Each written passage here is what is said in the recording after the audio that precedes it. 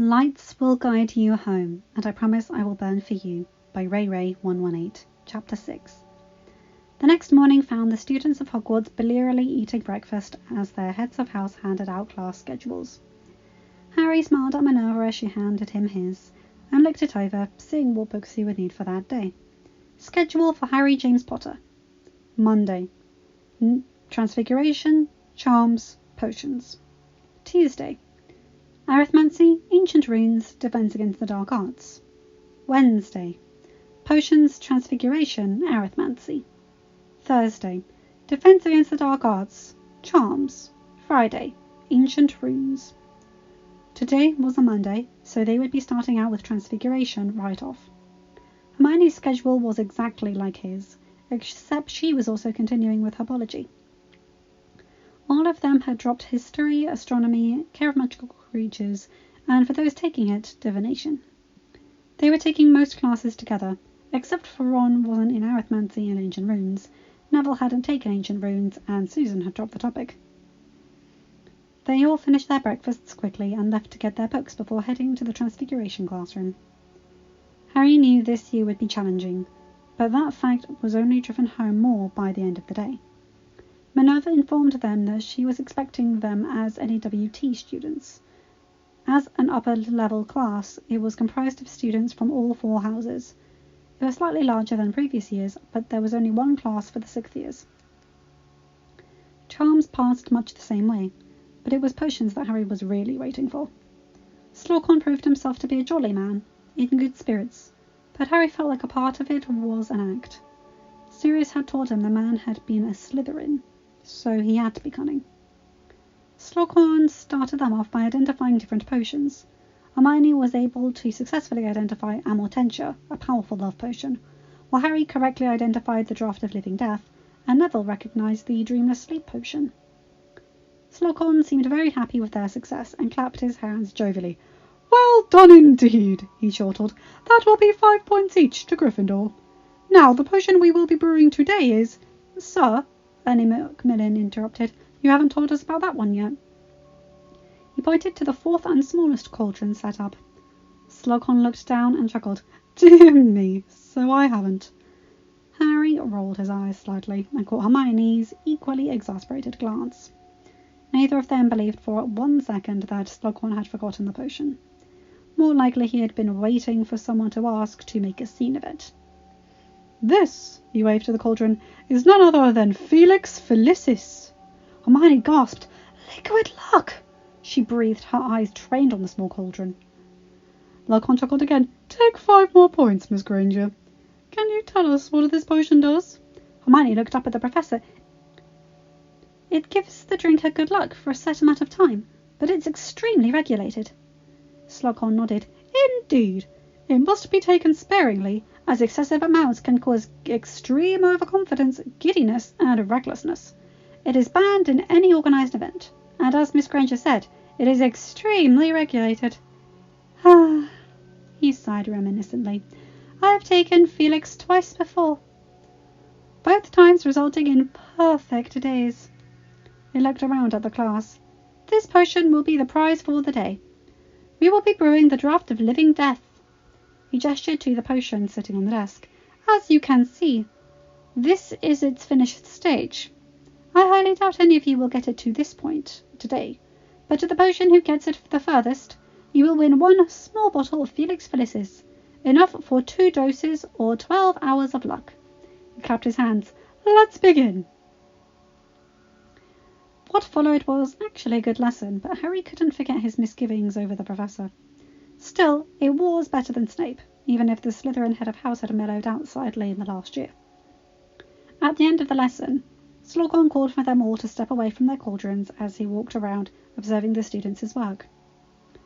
The finished product was supposed to turn from pale lilac colour to clear. The colours in the class ranged from dark blue to purple, and Slughorn would peek into each cauldron and either nod or shake his head. He seemed to approve greatly of Daphne's potion, if the smile on his face was anything to go by. When he got to the last couple of tables, he smiled wildly at Hermione's potion, which was a light purple colour, clearly the furthest along he had seen. He gave Ron a nod at seeing his darker purple potion, before moving along to Harry and Neville. Slughorn's potion was about the same as Ron's, but Slughorn stopped when he saw Harry's potion. "Ho, ho! What do we have here?" He grinned proudly. "By far the furthest along, Mr. Potter. It is clear we have a winner."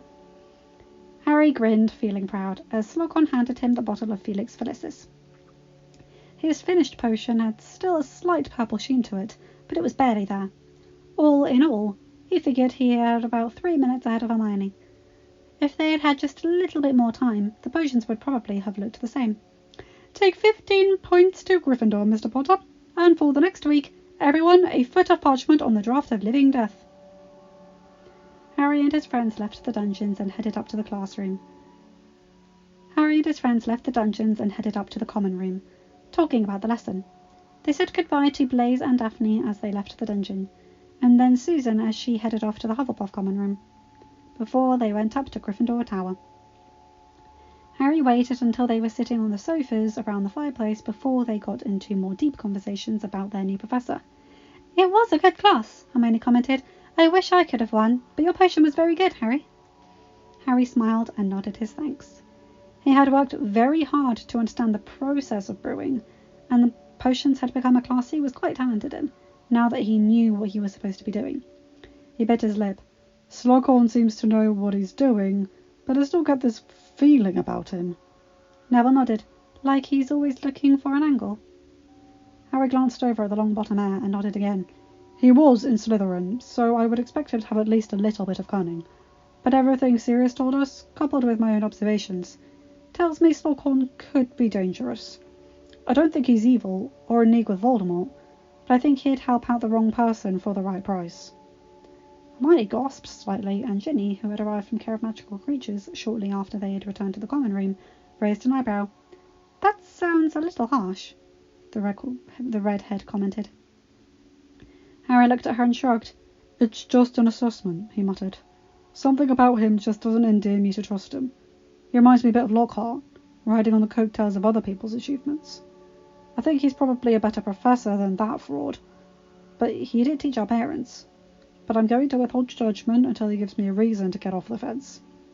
"That sounds like a good idea," Neville commented. "Let's give him a chance. Haven't we all learned by now not to trust blindly?" Hermione flinched slightly at the small dig at her previous faith in authority figures. They all put their books away and headed down for dinner. Line break. Harry spoke with Minerva after supper, and they set up a DA meeting for that weekend. In the meantime, Harry had also had to plan on setting up Quidditch tryouts.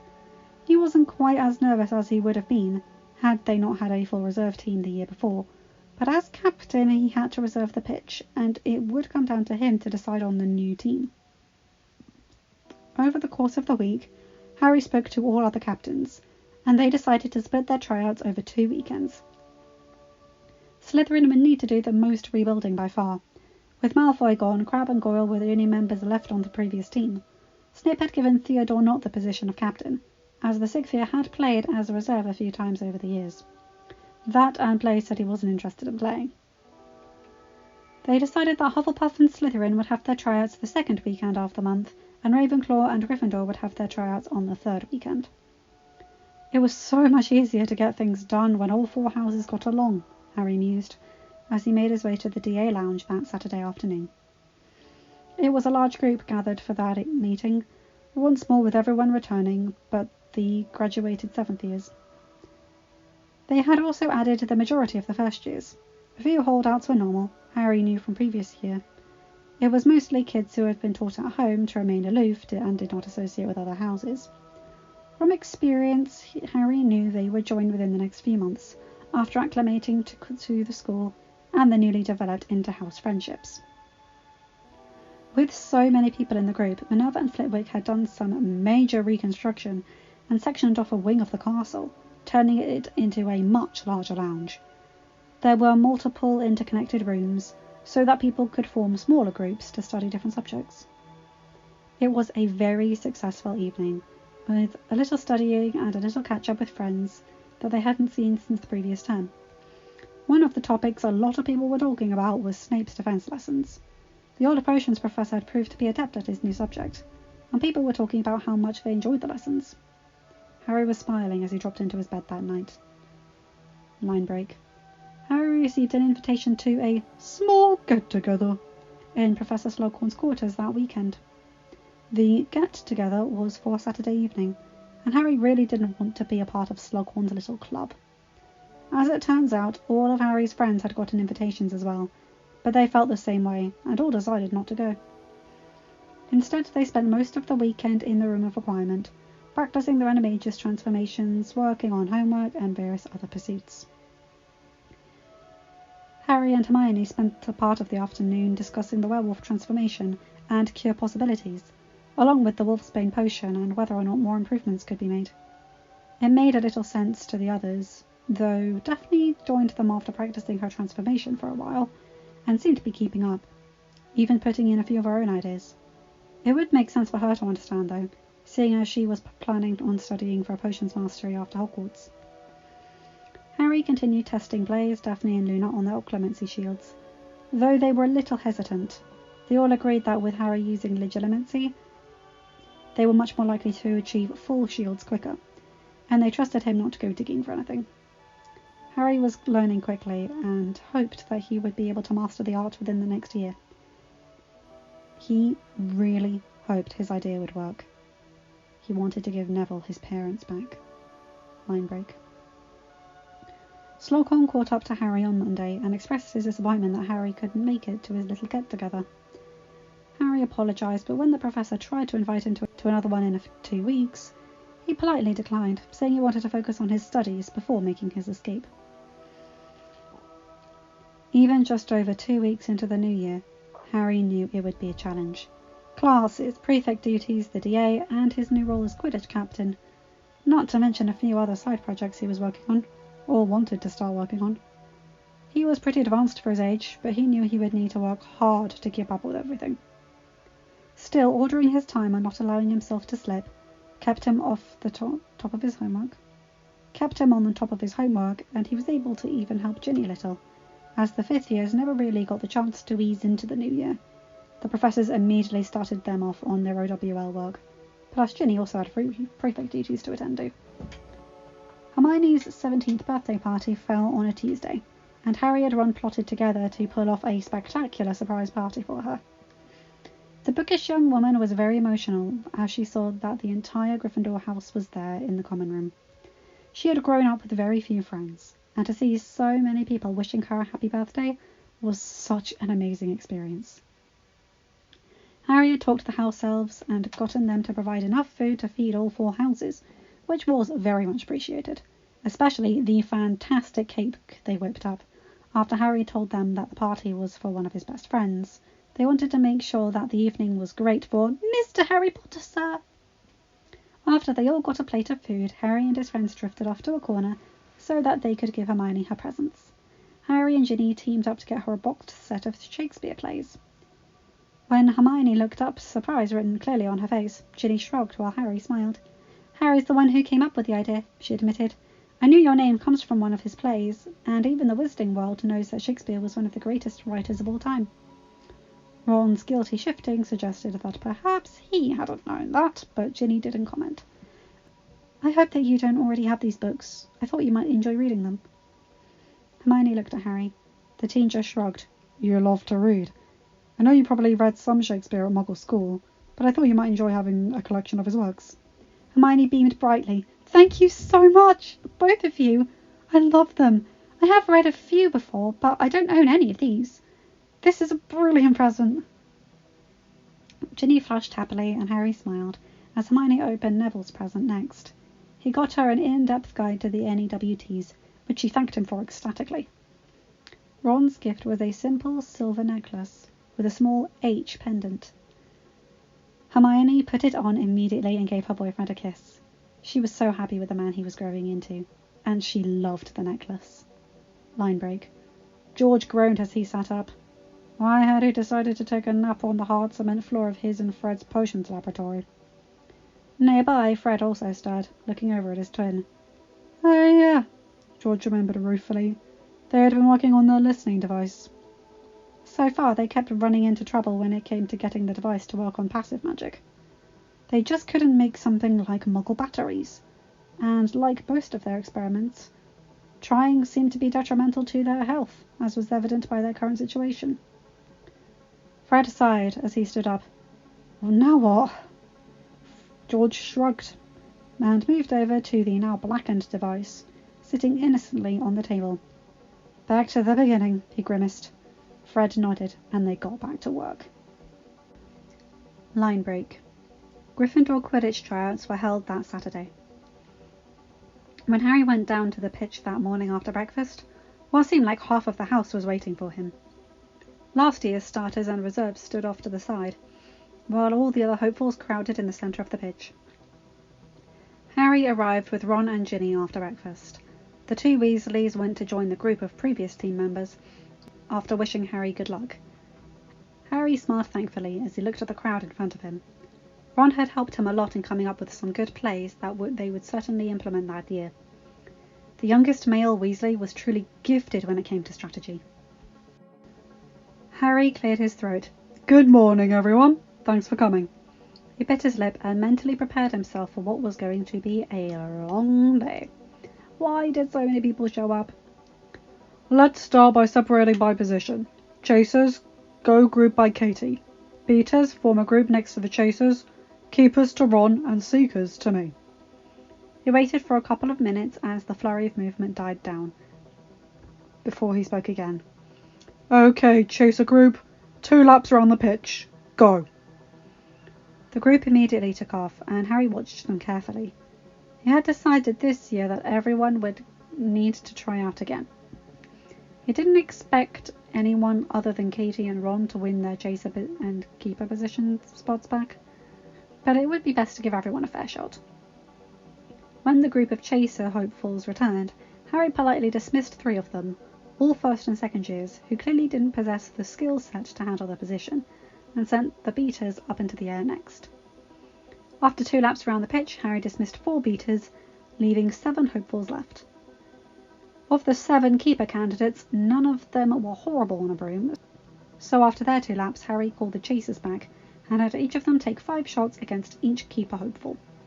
Harry dismissed 3 chasers and 2 keepers in the first round, before he called the beaters back up. He let the bludgers loose and paired up the beaters, having them try to hit the chaser hopefuls as they each went up against the keepers 1 more time. Harry eliminated 4 more chasers who couldn't get past the bludgers to make more than 1 of their 5 shots, and 3 more keepers, leaving him with 6 chasers and 2 keepers. He was pleased to see that third-year Evan was one of the keeper candidates, along with Ron. He had suspected that the year before that the kid would be good in the position, and he was glad that he was going for it. Of the beaters, he excused 3 of them who had worse aim than the others, leaving him with 4. Sending all his remaining candidates back to the ground, he called the seekers up next. He released 2 snitches and told the 3 students, Dennis and 2 second years, that the first 2 who called the snitches would advance. He had been a little surprised to see that Sheila joined the chaser group that year, though he was happy that she was still in the running, having some talent at aiming and a strong arm that really did not match her tiny frame. He wasn't surprised when nearly 20 minutes later Dennis found the first elusive gold ball, just like the year before. 5 years later, one of the second years, a short girl with a near incontrollable mane of hair named Eliza, found the second snitch. Sorry about the stumbling. Now that he had 2 full teams, Harry had them go back up for a mock scrimmage. In the last couple of hours, the stands had filled up with Gryffindor students, coming down to watch after a leisurely breakfast. They were joined by all those who had been cut already. The 14 brooms rose into the air. Harry re-released the 2 bludgers and a snitch, threw up the quaffle, and then joined them. He watched the scrimmage carefully, keeping an eye on all the players. The game lasted almost an hour and a half, in which Harry mixed up the chaser and beater teams several times, before Dennis caught the snitch. As they all touched the ground, he raised his voice to make himself heard over the noise. Really great job, everyone! Thanks for coming. I'll post the list by tomorrow morning. The stands slowly emptied as the player hopefuls all headed up to the castle to get some lunch. Harry didn't join them, instead heading to the kitchen to get something quick before he planned on spending the rest of the afternoon going over the tryouts and making his final decisions. After making a quick stop at his dorm room, he sequestered himself in the room of requirement for the afternoon and went over the different candidates. There was no question, after seeing everyone, that Katie and Ron deserved their spots back, but that still left him with 2 chaser spots, 2 beaters, and an entire reserve team to choose. Using the pensive that Minerva had given him for Christmas several years previously, which he had picked up from its spot in one of the compartments in his trunk, one that was keyed solely to him so no one else could get in, he reviewed the tryouts and compared the players. By the time he joined his friends for dinner, he thought he had a pretty good team worked out. However, he waited until late that night to post the list on the board in the common room. He couldn't hide it from Ginny, of course, since she was in his head, but he wanted to keep it a surprise for everyone else. Harry and his friends were up early the next morning, and Ron checked the list first thing before they headed out for their morning run. He grinned happily at seeing his name on the list as starting keeper. Harry shook his head. "You know you were the best one out there, mate." He clapped the redhead on the shoulder. "I don't know why you worry so much." Ron glared half-heartedly at him, and they headed down to the entrance hall to meet up with Susan, Blaise, Daphne, and Luna. When the Gryffindors returned an hour and a half later, they were met with several people crowding around the bulletin board, some of them beaming happily while others with disappointment with their faces. Katie immediately made her way over to him and gave him a kiss on the cheek.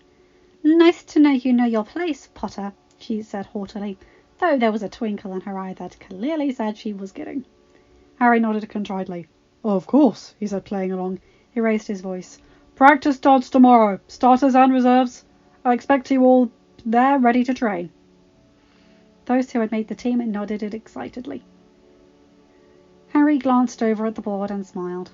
It was going to be a good team this year. Gryffindor Quidditch team. Starters. Chaser, Katie Bell. Chaser, Ginny Weasley. Chaser, Demelza Robbins. Beater, Colin Creevey. Beater, Dean Thomas. Keeper, Ron Weasley. Seeker, Harry Potter, Captain. Reserves. Chaser, Natalie MacDonald. Chaser, Vicky Frobisher. Chaser, Sheila Walters. Beater, Seamus Finnegan. Beater, Joffrey Hooper. Keeper, Evan Harrison. Seeker, Dennis Creevey. Sheila and Evan both made their way over to Harry and thanked him, to which Harry just shook his head. "Hey, you guys are the ones who earned it. Don't thank me. I just picked the best ones for the team." The 2 third years beamed and went to find their friends. Ron raised an eyebrow. "Didn't they both try out for Seeker last year?" Harry looked over and nodded. "I think Evan prefers keeping. Maybe you could give him some pointers?" Ron shrugged non-committedly, and Harry sighed. "As for Sheila, I think deduced that she might get more playing time as Chaser, at least until I graduate. And Dennis is just better at the position than her. She makes a good Chaser, who knows? Maybe she's decided she likes that position better. Come on, we should shower and get changed." They all agreed and headed up to their rooms. After breakfast, Hermione settled herself at a table in a corner of the common room, doing some sort of work. Not that anyone felt brave enough to ask. It couldn't be homework, since Hermione would never leave her work to Sunday. Ron joined her shortly because he would leave his homework until the last day of the weekend. Neville soon left after that, and if Harry had to hazard a guess, the Longbottom heir was off to find a certain Hufflepuff. He and Hannah Abbott seemed to be getting along quite well after their date in Hogsmeade last term. Harry knew that Susan was a little jealous, but she was trying to be supportive of her 2 friends. With all of their friends busy, Harry and Ginny disappeared into the room of requirement for the day, where they spent some time talking about a good point Harry had brought up at the end of last term, namely what had happened to Voldemort in 1981. Harry sighed. "I don't know why, but I feel like this could be the key to defeating him, once and for all," he admitted as the 2 of them cuddled on the sofa, in a passable representation of the common room. Ginny nodded. "He must have done something to stop himself from dying that day. The question is, what?" Harry shrugged. "We should look into different ways to cheat death. But somehow I doubt we'll find any answers in the Hogwarts library." "Maybe we should check your library at Potter Manor." Ginny shrugged. Harry bit his lip. "Perhaps," he agreed, "though I think the Black family library might bear more fruit. That family is more likely to have books on the darker side of magic. And unfortunately, I think that's probably where we'll find our answer." Ginny growled. Why couldn't this be easy? She huffed. What are the chances that we'll be able to sneak off to Grimmauld Place? Harry's eyes sparkled mischievously. That sounds like a challenge, he grinned. We'll come up with something. Maybe we'll get a chance over Christmas. In the meantime, we'll do some research here. See what we can come up with. Ginny nodded. We should tell the others, though, she suggested. We're going to need help. Harry inclined his head. As soon as Blaise, Daphne and Luna master occlumency, we'll tell them. If we find anything important, we might need to tell Aunt Minerva. You're right, we need help. More than just our friends. We're going to need adult help at some point. With that agreed, the two left the room to go out to find dinner. Line break. Late into the next week, Harry had some time in between classes, so he decided to spend it in the room of requirement. He had checked out a few books from the library that he thought might prove useful in their research on Voldemort, and as he paced the hall 3 times, he thought of a place he could use to study. Opening the door, he considered that maybe he hadn't been quite specific enough, as he thought he would be. Clearly, he had been thinking of places they could use to find useful information. The room had turned into an impressive library. Harry? Harry turned quickly and smiled as Ginny joined him. The two had had the same free period, so while she should have probably been doing homework, they both agreed that defeating Voldemort was pretty important. She had brought her book bag, though, so she would be doing some schoolwork while Harry looked for information on the Dark Lord. Together they walked into the library, and Ginny gasped at the sight. Wow, she breathed, looking at the floor-to-ceiling shelves filled with books. Where did all this come from? Harry shrugged. This room has been here probably since the castle was built. It's probably been collecting books that long as well. Books get lost. Books that are hidden. These could have come from anywhere. I didn't mean to call this room up, but I guess I was thinking partly of a place to study, and partly of where we could find more information. Maybe what we're looking for is here. Ginny looked around a moment longer, before she turned back to Harry. Don't show Hermione this room, she suggested, smirking. She'll never leave. Harry chuckled and headed to check out the shelves after depositing the books he had been holding onto a nearby table. Ginny sat down and began writing an essay while Harry searched. It was perhaps an hour later when Harry's voice drew her out of her homework. Hey, Gin, check this out. Ginny looked up to see Harry standing beside her. In his hands was a very worn-looking book. End of chapter. Hi guys, hope you enjoyed that. Oh boy, okay, here we go. Mostly Quidditch chapter, but they're going into Horcruxes now, so that's going to be fun to edit later, and just so that you guys hear it well. And I'm sorry if my voice has sounded a little odd. It's been a hectic week, to say the least. So anyway, yep, you guys have a good day, night, whatever time zone you're in. Take care, my guys, gals, and non-binary pals. I'll see you in another video. Bye!